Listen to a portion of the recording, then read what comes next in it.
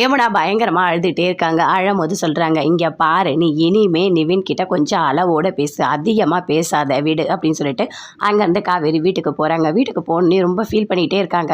என்ன காரணமாக இருக்கும், எதுக்காக யமுனா இப்படி பேசிகிட்டு இருக்கா, அதுவும் இத்தனை வாட்டி கால் பண்ணியிருக்கா, ஏதோ ஒரு காரணம் இருக்குது ரெண்டு பேருக்குள்ளே அப்படின்னு சொல்லிட்டு அப்படியே யோசிக்கிறாங்க. யமுனாவை தனியாக கூப்பிட்டு தான் இதை கேட்கணும், வீட்டாண்ட கேட்டால் கண்டிப்பாக வீட்டில் இருக்க எல்லாருக்குமே சந்தேகமாக இருக்கும் அப்படின்னு சொல்லிட்டு அப்படி யோசிச்சுட்டே போகிறாங்க. அப்போ விஜய் பார்க்குறாரு. பார்த்தோன்னே என்ன காவேரி ஏதோ ஒரு யோசனையில் போகிற மாதிரி இருக்கே அப்படின்னு சொல்லிட்டு அப்படியே பின்னாடியே போகிறாரு. எங்கே போயிட்டு வந்த அப்படின்னு சொல்லிட்டு கேட்குறாரு. இல்லைங்க ஒன்றும் இல்லை, நான் அம்மா வீட்டுக்கு தான் போயிட்டு வந்தேன் அப்படின்னு சொல்கிறாங்க. சரி, என்ன ஏதாவது பிரச்சனையா என்ன, உன்னோட ஃபேஸே மாறி இருக்கு அப்படின்னு சொல்லிட்டு விஜய் கேட்குறாரு. அதுவா, இவர்கிட்ட எதுவுமே சொல்ல வேண்டாம். இல்லை அதெல்லாம் ஒன்றும் இல்லைங்க, நான் சும்மா தான் போனேன் வந்தேன் அப்படின்னு சொல்லிட்டு அங்கேருந்து போகிறாங்க. என்ன பிரச்சனையாக இருக்கும்னு தெரியலையே, ஏதோ பிரச்சனை இருக்கா மாதிரி தான் தெரியுது அப்படின்னு சொல்லிட்டு விஜய் ஒரு பக்கம் யோசிக்கிறாரு. கங்கா குமரன் ரெண்டு பேருமே சேர்ந்து வெளியே கட்டிலில் உட்காந்து பேசிகிட்டு இருக்காங்க. என்னதான் இருந்தாலும் எனக்கு ரொம்ப கஷ்டமாக இருக்குது, யமுனா இப்படி பண்ணுவான்னு நான் நினச்சி கூட பார்க்கல. அதுவும் நம்ம காவேரிக்கு இவ்வளோ பிரச்சனை வரும்னு தெரிஞ்சும் முன்னாடியே கல்யாணத்தை தடுத்து நிறுத்த முடியும், ஆனால் நிறுத்தாமல் இப்படி மறைச்சிருக்கா அப்படின்னு சொல்லிட்டு கங்கா சொல்கிறாங்க. விடு கங்கா, அதையே பேசிகிட்டு இருக்காத விடு, எல்லாமே முடிஞ்சு போச்சு அப்படின்னு குமரன் சொல்கிறாரு.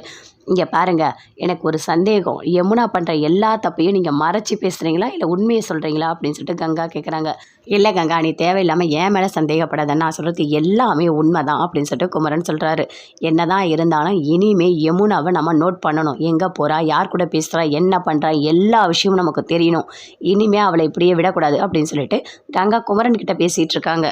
ராகினி பயங்கர கோவமாக கேட்குறாங்க. என்ன அஜய், நீங்கள் டெய்லி அப்போ ஆஃபீஸ்லாம் போக மாட்டிங்களா அப்படின்னு சொல்லிட்டு. ஐயோ, இவ என்ன இதெல்லாம் கொஸ்டின் கேட்டுன்னு இருக்கா, நம்மளை நல்லா மாட்ட விட்டுருவா போல இருக்கே, என்ன பண்ணுறதுனே தெரியல, இவகிட்ட இருந்து எப்படி தப்பிப்பேன்னு அப்படின்னு அவர் அப்படி யோசிச்சுட்டு இருக்காரு. என்ன அஜய் யோசிச்சுட்டு இருக்கீங்க, நீங்கள் டெய்லி ஆஃபீஸ் போவீங்களா இல்லையா சொல்லுங்கள் அப்படின்னு ராகினி கேட்குறாங்க. டெய்லி போவேன்னு, அப்போ எதுக்காக உங்கள் அண்ணன் சொல்கிறாரு உங்களுக்கு எந்த வேலையும் இருக்காதுன்னு அப்படின்னு சொல்லிட்டு ராகினி கேட்குறாங்க. அதுவா, அன்னைக்கு தான் வேலை இல்லை, அதுக்கப்புறம் எப்போவுமே இருக்கும், நான் ஆஃபீஸ்லாம் போவேனே, எல்லாமே நான் பார்த்துப்பேன் அப்படின்னு சொல்கிறாரு. அப்போ நீங்கள் போவீங்கல்ல, நீங்கள் போகும்போது என்னையும் கண்டிப்பாக கூட்டிகிட்டு போகணும், நானும் அங்கே ஆஃபீஸ்க்கு வருவேன், சுற்றி அங்கே எப்படி இருக்குன்னு எல்லாத்தையும் நான் ஒரு நாள் பார்த்துட்டு வருவேன் அப்படின்னு ராகினி சொல்கிறாங்க. சரி ராகினி, நான் ஃபஸ்ட்டு போகிறேன், அதுக்கப்புறம் நான் உன்னை கூட்டிகிட்டு போகிறேன் அப்படின்னு சொல்லிட்டு அஜய் சொல்கிறாரு. அப்போ யோசிக்கிறாங்க ராகினி, எப்படியா இருந்தாலும் நம்ம ஆஃபீஸ்க்கு நம்ம போகணும், போயிட்டு அந்த காவேரி என்ன பண்ணாலும் ஏதாவது ஒன்று பண்ணி அவளை மாட்டி விடணும், அவளை ஆஃபீஸில் கூட நிம்மதியாக இருக்கவே விடக்கூடாது அப்படின்னு சொல்லிட்டு இவங்க ஒரு பக்கம் யோசிச்சுட்ருக்காங்க. யமுனா வீட்டுக்கு வராங்க. வந்தவொடனே தாத்தா கிட்ட கேட்குறாங்க, இல்லை காவேரியை பார்க்கணும் அப்படின்னு சொல்லிட்டு. அப்படியே அம்மா உள்ளே போ, உள்ளே தான் இருக்காங்க போ அப்படின்னு சொல்கிறாரு. அப்படியே உள்ளே போகிறாங்க. வா யமுனா வா, உள்ளே வா அப்படின்னு சொல்லிட்டு காவேரி உள்ளே கூப்பிட்றாங்க. கூப்பிட்டு பேசுகிறாங்க. என்ன இங்கே வந்திருக்க அப்படின்னு சொல்லிட்டு.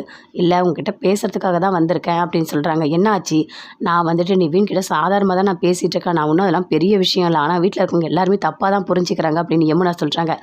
சரி, நான் உன்னை இப்போ கேட்குறேன், நீ உண்மையை சொல்லு, உண்மையாகவே நீ வந்துட்டு நிவின் கிட்ட எப்படி பேசிகிட்டு இருக்க, உனக்குள்ள தப்பான எண்ணம் ஏதாவது இருக்கா அப்படின்னு சொல்லிட்டு காவேரி கேட்குறாங்க. இல்லைக்கா, இல்லை அதெல்லாம் எதுவுமே இல்லை, பொய் சொல்லாத அப்படின்னு யமுனா கிட்ட கேட்டுகிட்டே இருக்காங்க. இந்த சத்தத்தை கேட்ட உடனே அப்படியே ராகினி வராங்க.